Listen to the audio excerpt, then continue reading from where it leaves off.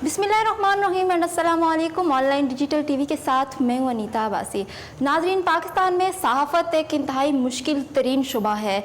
इस बात की कोई ज़मानत नहीं कि कब और कहाँ और किस वक्त नौकरी से फारिग कर दिया जाए और कब किस वक्त एक अंधी-धुंध गोली का निशाना बन के अपने खालिक की हकीकी से जा मिले, कब जबर का मौसम आए और कब अपने घर बार रिश्तेदार सब छोड़ के भागना पड़े और एक अंधा बदोशों की तरह ज़िंदगी गुजारना पड़े। ऐसा ही कुछ सीनियर साफ़ी अरशद शरीफ साहब के साथ हुआ, जो कि गुज़श्ता रात इतवार की रात को कीनिया की पुलिस की अंधी-धुंध फायरिंग से उनके सर पे गोली लगने से वो जहां भाग हो गए हैं। अरशद शरीफ एक इंतहाई अच्छे सहाफ़ी थे, एक इंतहाई अच्छे बाप थे और एक इंतहाई अच्छे शोहर थे।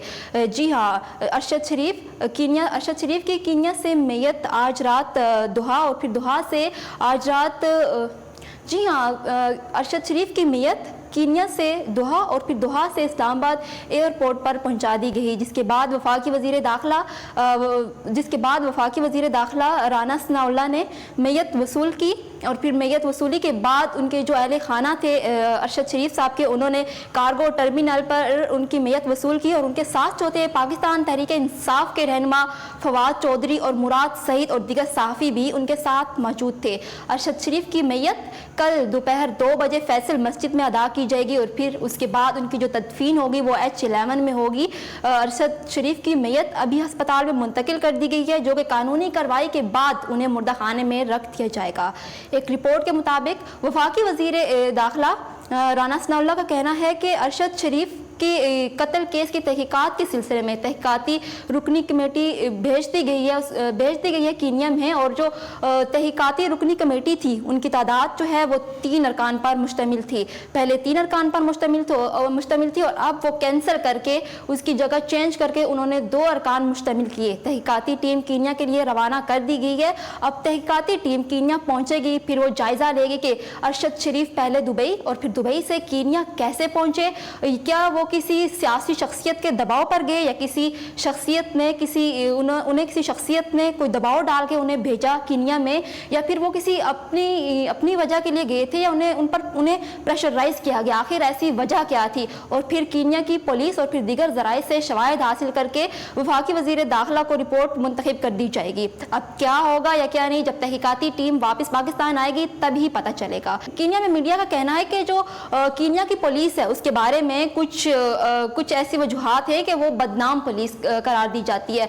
उन्होंने 2 सवालात उठाए कि अगर तो कीनिया पुलिस का कहना है कि उनकी शनाख्त की गलती की वजह से अगर उन पर फायरिंग हुई तो ऐसी क्या वजह थी। उनका कहना था कि कार में बच्चा मौजूद था, अगर बच्चा मौजूद था तो क्या बच्चा होने की वजह से क्या वो गाड़ी पे फायरिंग करते और फिर टायर पर फायरिंग करते, ना कि अरशद शरीफ साहब के सर पे वो गोलियां मारते और उन पर डायरेक्ट वो फायरिंग करते। ऐसी कोई वजूहात नहीं होनी चाहिए थी। आखिर वजह क्या थी? ये तो एक साजिश है कि उन्हें जानबूझकर कत्ल किया गया है। और फिर जवेरिया का कहना है, जो अरशद शरीफ साहब की अहलिया हैं, उनका कहना है कि पहले तो मैं भी समझी थी कि शायद ये एक हादसा हुआ, लेकिन अब कीनिया की मीडिया ने बताया कि ये कोई हादसा नहीं है, ये एक जानी समझी एक साजिश है जिसके तहत अरशद शरीफ को कत्ल किया गया।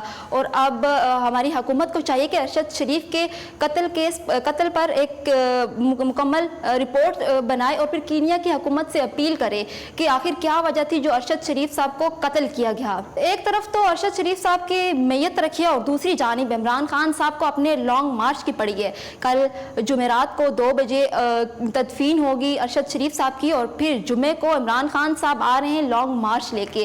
क्या वो गम बना रहे हैं या फिर जश्न मना रहे हैं, या इसकी क्या वजह है? बज़ाहिर इमरान खान साहब कहते हैं कि ये एक एहतजाज है। अब एहतजाज है या नहीं, खान साहब तो पहले ही से तैयार थे कि मैंने लॉन्ग मार्च करना है। लॉन्ग मार्च करेंगे या नहीं, या क्या फैसला होगा, या फिर अरशद शरीफ साहब की जो कत्ल केस है उस मामले से उसे हुकूमत कैसे देखती है और कीनिया की हुकूमत कैसे देखती है। फिल वक्त के लिए इतना ही। अगले प्रोग्राम तक के लिए मुझे दीजिए इजाज़त। अल्लाह ने के बान।